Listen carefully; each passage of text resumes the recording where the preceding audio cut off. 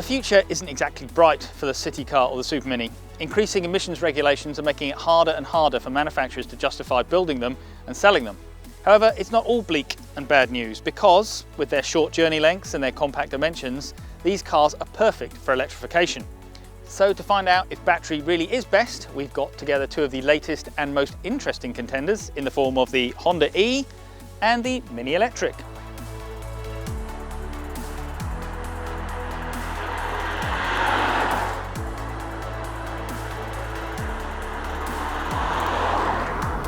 Okay, we're going to start off in the Mini because, frankly, it's the most familiar. It's the one that feels just like the internal combustion engine version. Certainly to look at, you get the same big circular dial here, all these retro toggle switches, the same letterbox view through the windscreen, same steering wheel.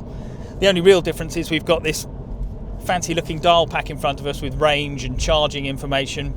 It looks a bit slick TFT, but really look carefully and you'll see the analog bits either side are actually proper analog dials hidden behind a screen to make them look TFT. So it's a bit of a cheat, but I'm going to let them off that.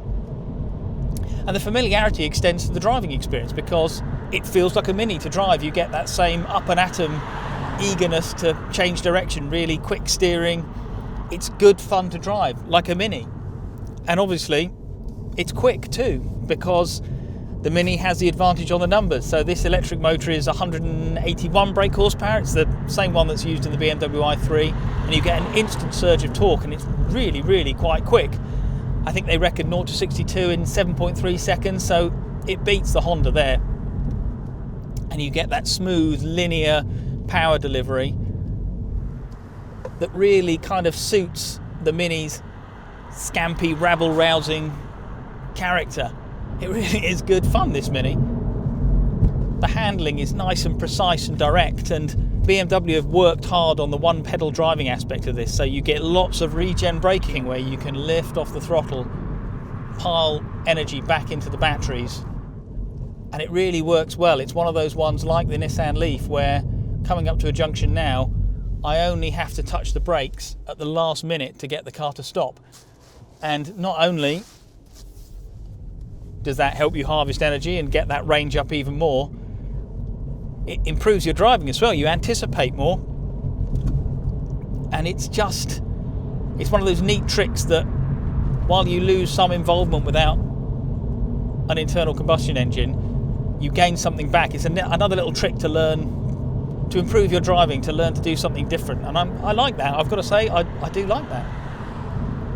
The other number it beats the Honda on is when it comes to range. So Mini claim about 145 miles WLTP, which is optimistic, I'd say. Now, I got in this morning and it was 0 degrees outside and I had a range of 73 miles on a full charge. Now, you can toggle through some driver modes here. So we're in green plus at the moment. You can go to green, mid, and then back to green.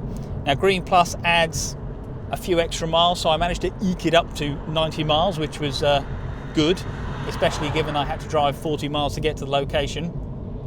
So again, that's a bit of a motoring journalistics criticism, that one, because that's not how these cars will be used. How these cars will be used, if you've got a wall box on your drive, is you'll plug them in every time you stop, and most people, they claim, do 35 miles maximum a day, and even on its rather pessimistic 73 mile range there, that should be more than enough. And it's more than the Honda, as we'll find out in a minute. Now, in terms of charging time, like the Honda, this is capable of, they claim 100 kilowatt charging. So if you say charge it at 50 kilowatts, you can have a full charge in about 36 minutes. A wall box, a home 7 kilowatt wall box, you're looking at about 3.5 hours to get a full charge. And then if you use a 3-pin plug, which they claim you should only do in emergency situations, think more like 8 hours, maybe even 12. Amazingly, the Mini also has the Honda bettered for practicality. There's actually a bit more room in the back, despite this only being a 3-door. The boot is bigger as well. Didn't think I'd be saying that. It is a fun little thing, this. It embodies everything that's good about a Mini and packages it in to a zero emissions at the tailpipe EV that you could just about get away with using every day. The range anxiety That's a thing, that's not going to go away. But as I say, if you use it as intended for lots of little short hops, it really does make sense. Plug it in every day. You've got to have a wall box, you've got to have a driveway. Perhaps if there's a disappointment, and it seems strange to say that, it is, going back to that familiarity, it is that it feels like a standard Mini, and that's what it is. They've taken the standard Mini platform, so you've got the engine at the front, driving the front wheels through a single speed gearbox. So if you love Minis, if you love the whole Mini thing, that's great. That'll push your buttons basically.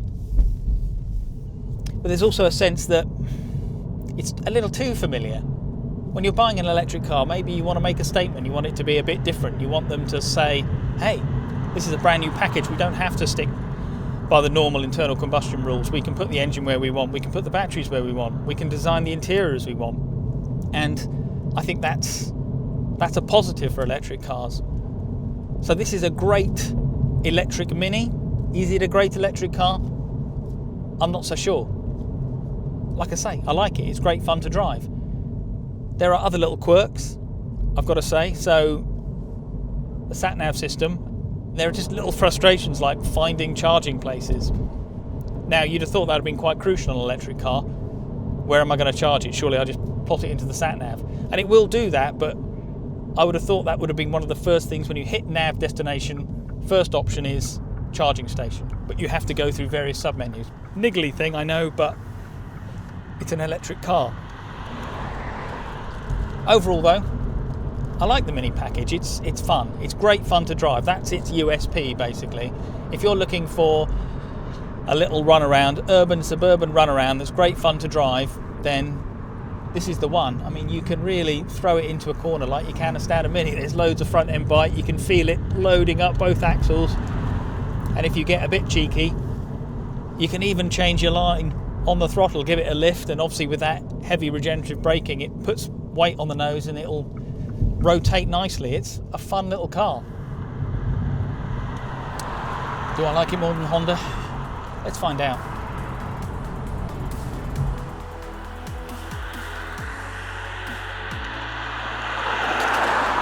Okay, now to the Honda, and well, what a contrast. This is a very different feel to the Mini. Now, we're in the top of the range Advance, which means with the £3,000 government plug-in grant, we're looking at around 29,000 and a bit pounds. Now, the Mini was around 28,000, level 2 we had. Prices for the Honda start at about 27,000 as well, but there's only two levels, standard car and this one, the Advance. Now, with the Advance, you get more power. So your electric motor is 152 brake horsepower, standard car about 134. So it's not as quick as the Mini, but obviously it's an electric motor, so for most of the time, up to about 50 miles an hour, it's really quick enough, it's really brisk. Honda claim about 8.3 seconds for 0 to 62, so it's about a second slower than the Mini, but day to day really, you just don't notice the difference in performance.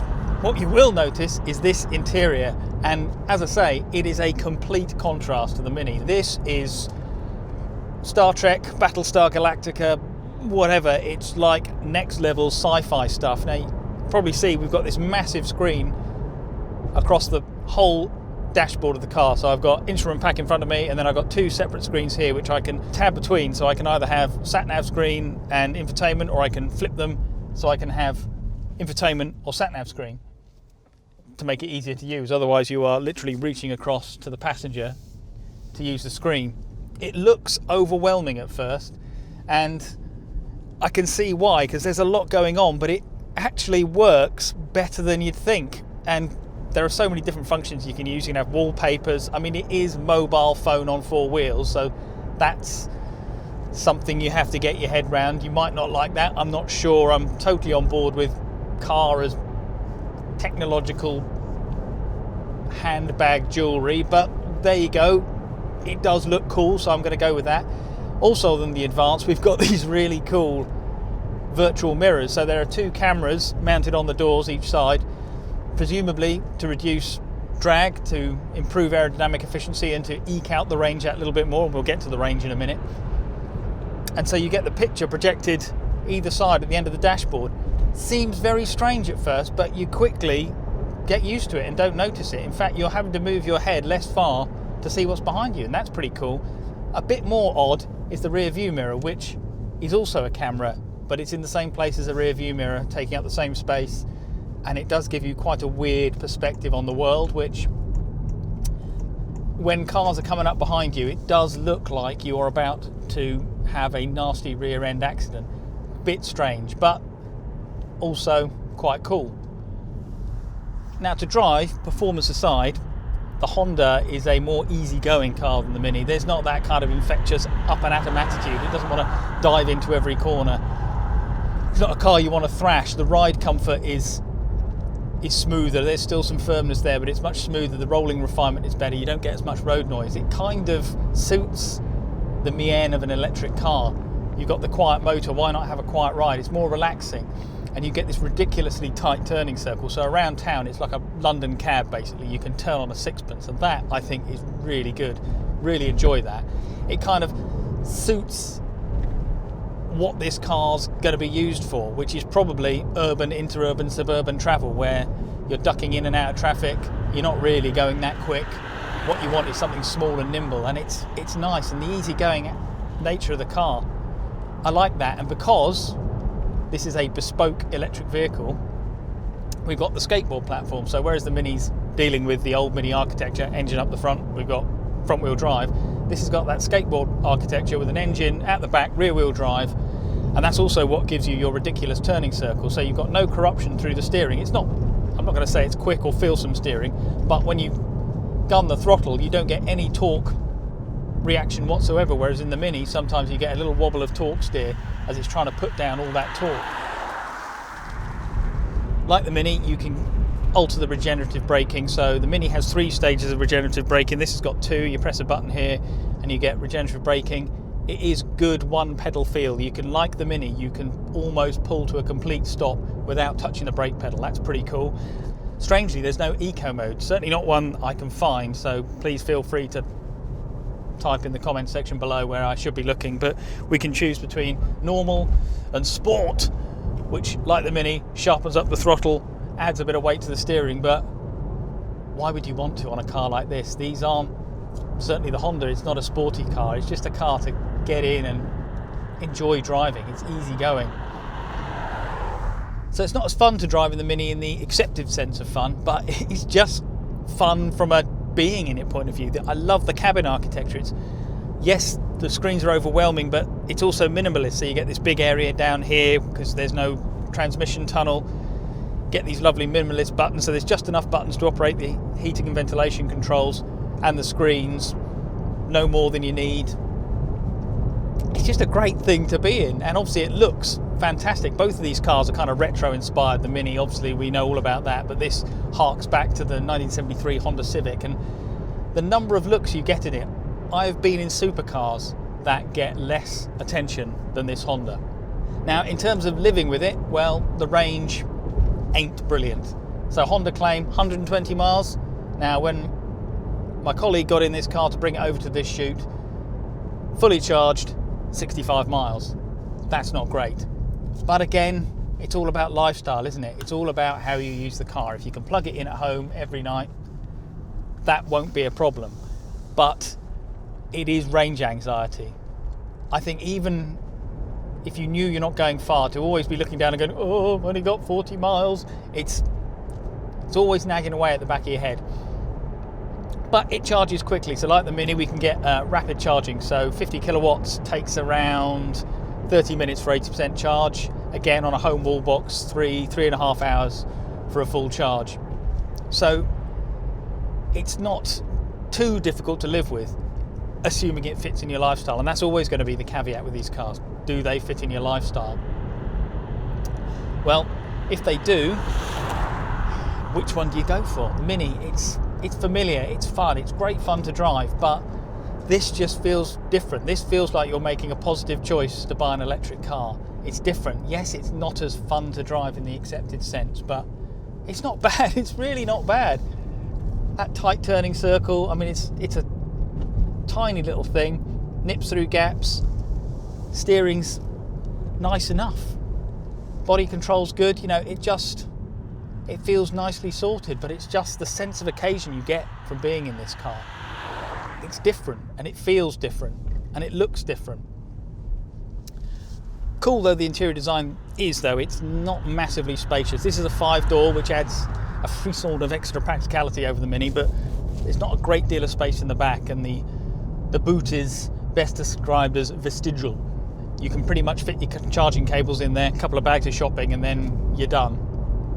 But again, it's the lifestyle this car fits into. It's meant for nipping about. You're not going on a 1,000-mile family holiday in this car. Well, you could if you wanted to, but it's going to take you a while. You're going to have to plan carefully. I said I really, really like the Mini, and I do, because it's good fun to drive. But with a Mini, you'd always have this nagging suspicion that maybe you could pay a bit less and you could have a Mini with an internal combustion engine, which you could go further in and it would drive just the same. Whereas this, there is nothing like this.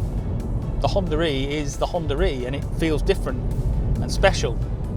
And I think, given they're so closely matched on price, and their mileage in terms of range is so similar, I think I'd probably go for this, because this is a cool little thing.